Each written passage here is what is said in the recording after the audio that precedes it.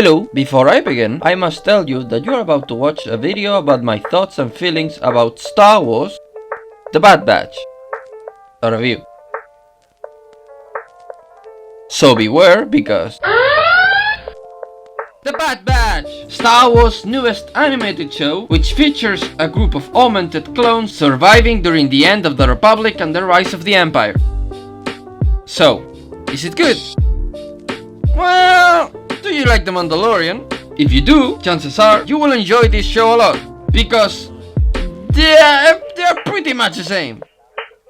I mean, not completely the same, but it's more like if the Clone Wars Season 7 and The Mandalorian had a baby, you will get this show. The plot of both is extremely similar, though The Bad Batch is much more centered in its own plot, but still takes time to do some world building, you know? You don't believe they're similar? Well, let's see. Both shows start off with the main characters on their own personal field, showing us how highly skilled they are, and after some complications along the way, they return to their base, where someone of Imperial allegiance sends them to complete a mission. They are on board at first, but when it's revealed why or what the mission is about, they decide to betray their superior and run away. But this time, they run away with a mysterious kid. But this one talks. Pretty similar style, right? Obviously, they are very different shows, but it's interesting how much they resemble. I believe this is because Mr. Filoni was involved in both projects at the same time, so one influenced the other. The plots are very similar, with the structure of the show being very similar as well. Very plot-driven the first couple of episodes, then they evolve into a slow-paced world building, and finally, they return to being plot-centered on the final ones. The cameos are extremely similar as well, but the Bad Batch cameos are more leaning towards the TV shows and animated world aspects of Star Wars. You can see this with Kanan, Rex, Gregor, Saw Gerrera, Tarkin, which has aged so much in just 1 year, okay? Also, he's thick! Cad Bane, the Martez sisters, Hera, Chopper, Cham Syndulla, Bib Fortuna, Fennec Shan, which was created in The Mandalorian, but I will give it to them. They are very well implemented and play a good role in the episodes that they appear. Now, as far as the plot is concerned, it starts very strong, with the first episodes being really good, and then it stops its momentum by making them going bounty hunting for money and jobs, while the story is being told very slowly in the back. Funny note, this show has more bounty hunting in it than The Mandalorian, but The Mandalorian has more conflict with Imperial forces. Was this done on purpose? It's like too much of an ironic switch, you know? Anyway, Omega's plotline is very well built, with the character being mysterious and interesting, but it is revealed little by little the importance of her DNA for cloning, and I'm sorry, I know I'm bringing this show too much, but come on! Their similarities are so strong. The Kaminoan conflict with the Imperials is nicely done, with its climax being the final episode, where everything comes together and blows up. We can also see how during the show the Empire is reorganizing and restructuring itself very quickly and effectively, seeing with the Imperial IDs in the second episode and the restructure of ships, troops, armor, uniforms, and stormtroopers. Though this change is good, I believe it's done too fast, especially for recruitable population, given that not enough time has passed for them to be nearly enough trained to do anything, much less guarding a secret base in a remote planet that was off the charts of every Republic map, and expecting that they do their job effectively. But, I mean, it's not like they'll become competent in the next 20 years or so it doesn't really matter.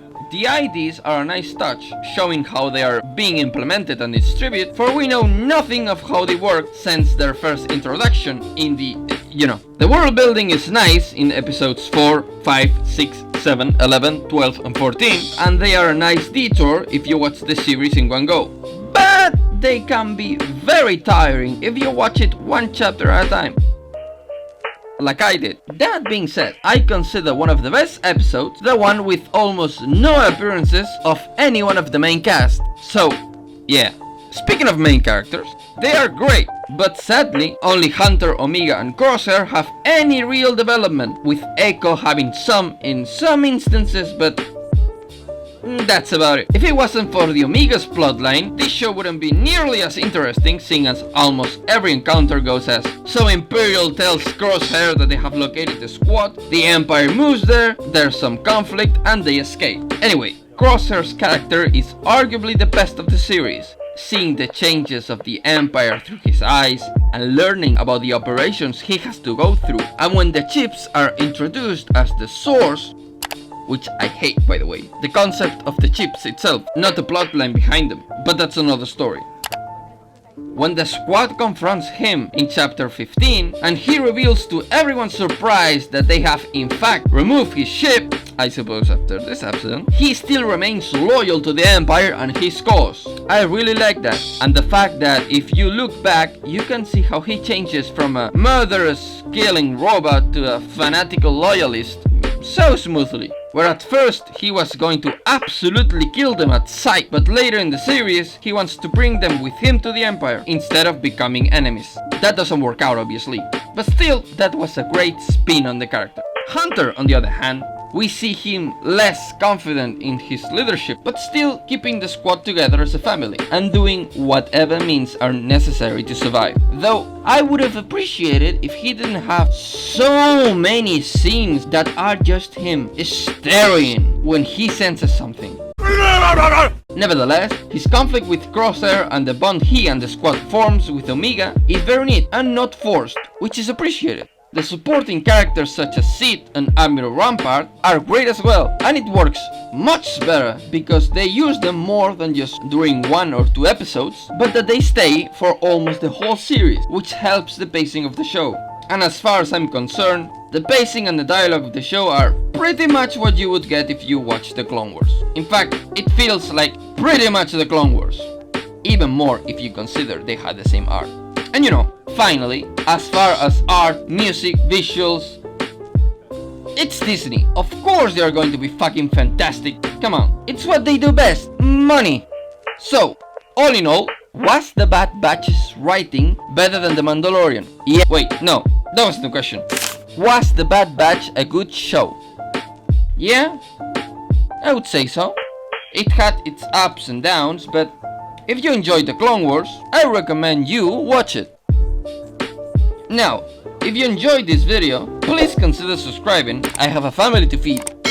And if you hated it, then I dare you to subscribe, you